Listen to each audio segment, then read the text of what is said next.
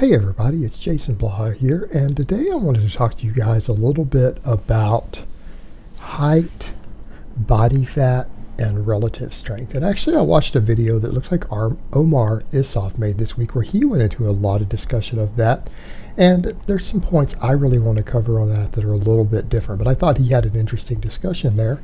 And people need to understand, when we start talking about relative strength, height is one of the most important factors there. And there's a reason nobody in any strength sport in the world uses body weight multipliers. I don't care whether it's Olympic lifting, power lifting, strength lifting.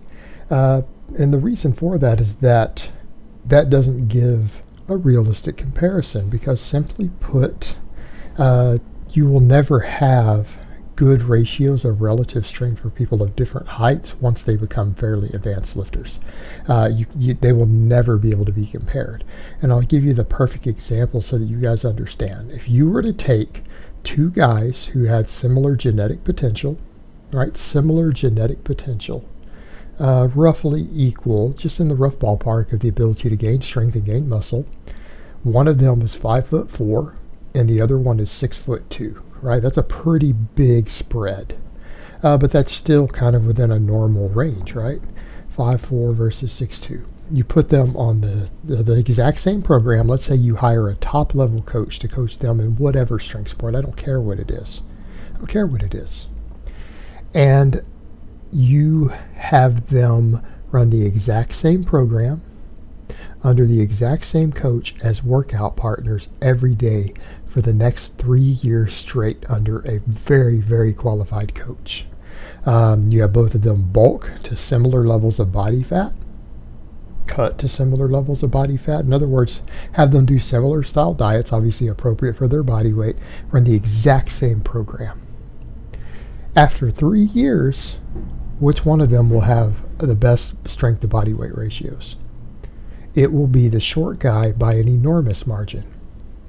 Now, all other things perfect, they will probably have fairly close Wilks scores. Their Wilks scores will probably be fairly similar. And that's why Wilks scores are used for that. But in terms of ratios, the shorter guy is going to be able to squat more multipliers of his body weight. By the end of that short guy might be squatting 3 times his body weight, and the 6'2" guy would only be squatting double his own body weight. And it doesn't matter whether it's the bench, the overhead press, power clean, deadlift, power snatch. It doesn't matter. All their lifts are going to skew out that way. The shorter person will always have a much higher ratio or percentage of his body weight on the lifts, because number one, he has less bone. Therefore, that doesn't apply towards his total body weight. He only has to worry about muscle. Furthermore, he will move the weight a shorter distance. It takes less energy and less force to move 400 pounds 12 inches instead of 18. So that starts to matter a lot. And this has been shown consistently through history. Shorter people always have better multipliers.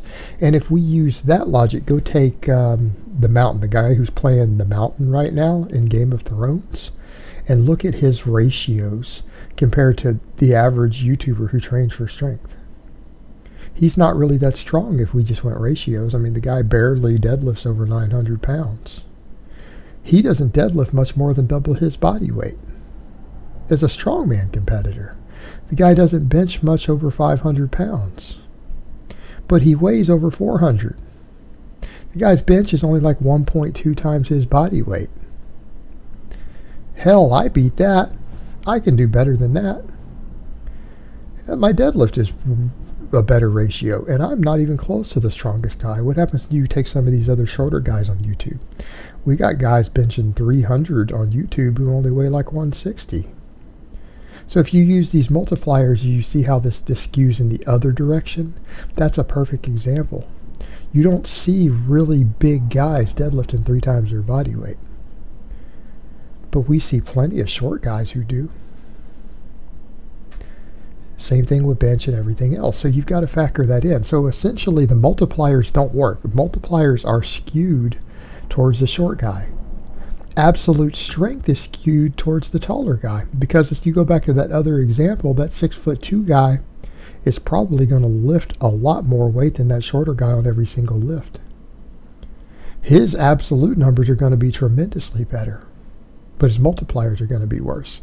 So absolute strength favors tall guys. Multipliers favor short guys. Wilks scores run a better comparison based upon decades of observing athletes in different strength sports. The Wilks score is a good idea of real relative strength, because relative strength is how do you stack up. In other words, how effective was your training? How hard did you train? How much did you actualize your genetic potential, right, for your given frame compared to someone else with a different frame? As we have weight classes for the other stuff.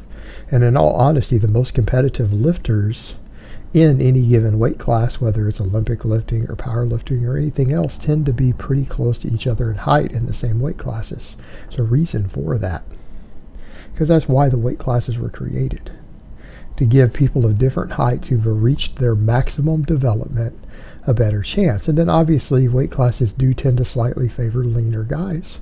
So the Wilks scores up to a point, but if a person starts getting too fat, what happens? Their Wilks score, or their relative strength, is going to get worse, because it's only going to contribute a small amount to their lifts, but their body weight's going to go up. If a person diets too lean, this is why drugs still matter in weight classes, by the way. If a person diets down to 8% body fat, completely natural, they will lose muscle mass. They will lose muscle mass. So yeah, their ratios might improve a bit, but their Wilks will tend to go down if they are not on drugs. That's why the best lifters who are drug tested year round, random off-season testing, in other words, they can't diet down on drugs because they get tested at 2 a.m., right? They get woke up and tested at 2 a.m. Stops them from dieting down to 8% body fat in the off-season while using drugs to preserve muscle and strength.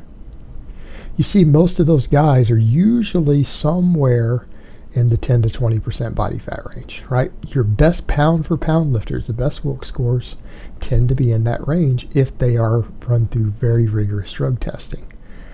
Now, you see, particularly in slightly lighter classes, the guys who are not drug tested at all tend to oftentimes Wilks better at down 8 or 9% body fat.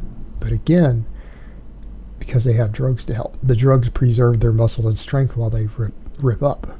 Whereas in a completely clean lifter, probably for the majority of people genetically, your ideal strength is going to cut off by around 12% body fat. You're not going to be able to go much leaner than that. And you need to factor in it's not just muscle loss, it's change in hormonal environment.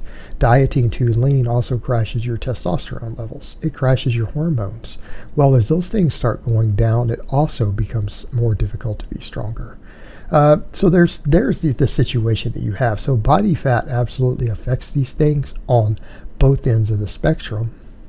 But again, drugs can give wiggle room. And so that's the reason we do see a difference there. That's why you go look at, again, Olympic lifters, IPF guys, things like that. Some of them get real lean, but most of them are somewhere between 10 and 20% body fat if they are competitive in the upper echelons, because that tends to give the best relative strength. Tends to give the best relative strength because it creates the best hormonal environment. It makes them just lean enough that they weigh less than a guy who's fatter, so they can compete one weight class down at the same strength. And that's ultimately what it comes down to. But you need to remember that when you're comparing this, there's a reason we have Wilks scores. And the shorter guy always has a better multiplier. And so you start finding, like someone had asked me on my overhead press the other day, how does that Wilks out? You're doing 5 pounds less than your body weight. You know, how does that compare to a guy who's 185 who's doing his body weight? Well, it's about 6 points higher on the Wilks score. In other words, the taller and bigger you get, the slightly less multiplier percentage of your body weight you need to lift to Wilks out. And it's because it comes down to that's what we found gives the best relative strength. And we take the best in the world in every weight class and compare them.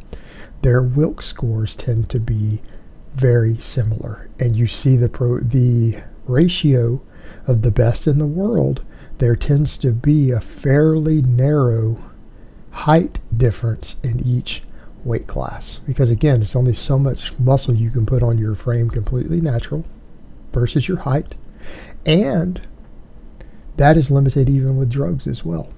In other words, the amount of drugs a person takes is also going to be finite, and there's only so much you can put on a given frame on a given dose, whether that dose is 0 or that dose is a large amount. So yeah, height is an enormous factor, and it's like they had found with that study, muscle mass is everything. The study that Dr. Brad and Greg Nuckols and everyone had done, where they compiled multiple different studies, they found that muscle mass relative to your height, in other words, a shorter guy needed a little less muscle to lift the same weight, was the number one factor in estimating what your 1 rep max is on a squat, not even whether you had been a power lifter or not. The neural factors and everything, the training, were secondary relative to the amount of muscle mass you had relative to your height. So again, that's what you have to factor in when we start talking about relative strength. So what you will find is that, looking at every athlete around the world, that a shorter guy will lift more compared to his body weight than a taller guy. But the taller guy will probably, if he's trained correctly and at the same time on the exercises and everything, will probably lift more total weight. But it will be a smaller ratio. In other words, the shorter you are, the less muscle mass you need to lift a given weight, but you will still be limited on what you can lift by the amount of muscle that the smaller frame can hold. So hopefully that gives a better idea of how the relative strength works. So I hope it's been informative, and I will talk to you guys next time.